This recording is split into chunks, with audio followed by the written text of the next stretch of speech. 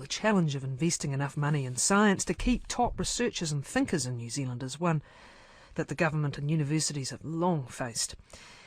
A recent government report urged private businesses to double their spending on research and development in an attempt to generate more economic growth. But how do we know what science we should be investing in, and is scientific innovation really a silver bullet for stimulating the economy? Our next guest is an economist whose work deals with trying to quantify the exact value of scientific research. Julia Lane is originally from Palmerston North, but she's been for 30 years in the United States now and is now Senior Managing Economist at the American Institutes for Research. She's visiting New Zealand to speak at the IceFest event in Christchurch about whether science is good for the economy. She's also running seminars for the Ministry of Business, Innovation and Employment. And she's with us in the Wellington studio. Good morning. Good to talk to you. Good to be here. Why is science funding always such a contentious and a problematic issue? Well, I don't know if it's science funding per se. It's funding for everything, including housing, as we just heard. But I think part of the challenge with science is that the whole reason that government gets into funding research, not just science, but research in general, is because the returns to basic research are very long, very complex, and it may not always work out the way that you expected it to. They want fairly quick, fairly reliable results from investment, and it's not the way science necessarily works. That's exactly right. It is, in this context, a public good as well, and trying to work out the public versus the private good is something economists spend a lot of time doing.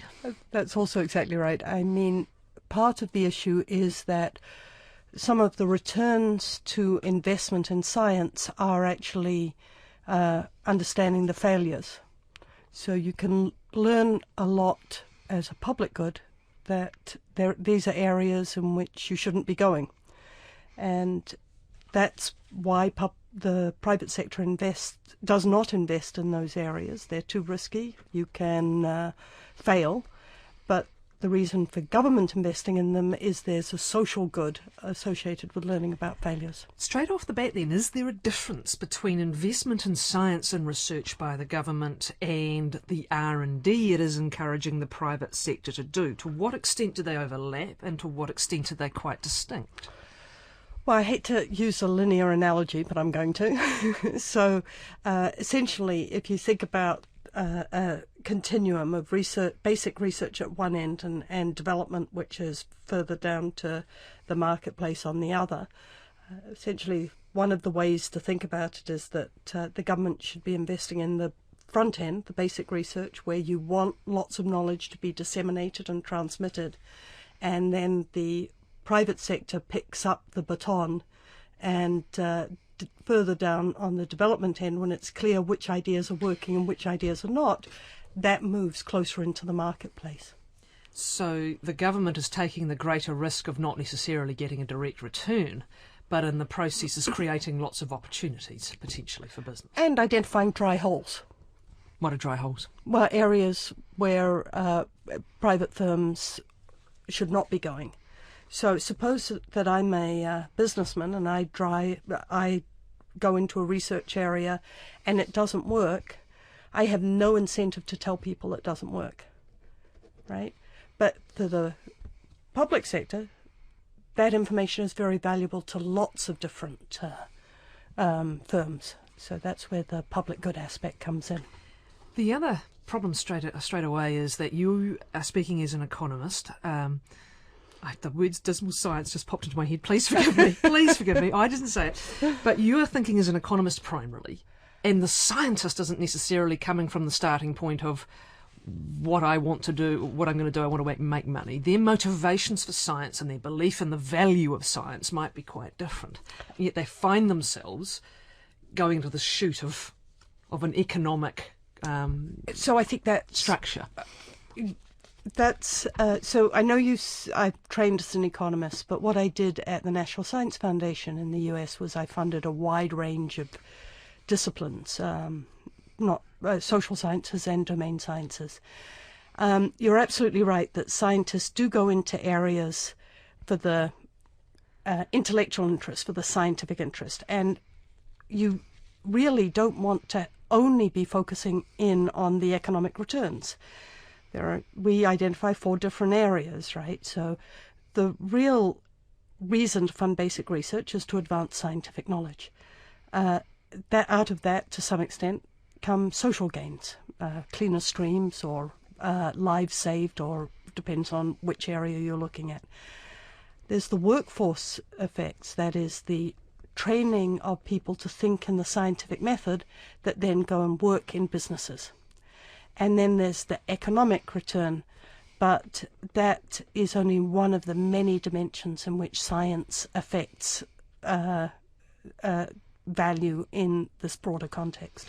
Again, the problem for the economist and perhaps for the politician is some appear more immediate or more obvious or more measurable gains than others. Well, so my colleague Bronwyn Hall, who's studied this for much longer than I have, points out that the private return, if you're getting high public return on investment to basic research, then the government should not be involved.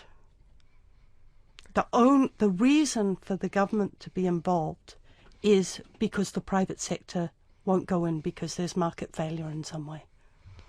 What areas of scientific research is that more likely to present than others? Well, clearly basic research, chemistry, physics, pure mathematics and so on, astrophysics, are going to be further down on the basic research spectrum. But there's enormous gains that come out of those areas. You can think of Google and the GPS systems that came out of the astrophysics work.